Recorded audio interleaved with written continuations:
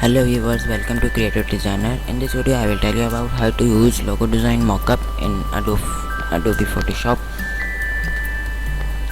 So first of all, when you have opened the mockup, double click on this layer named placeholder, hide this, place your own logo.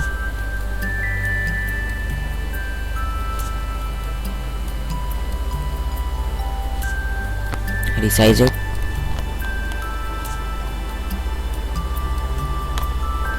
Press enter. Save it and close it. Your mockup is placed. To save it as a PNG, click on this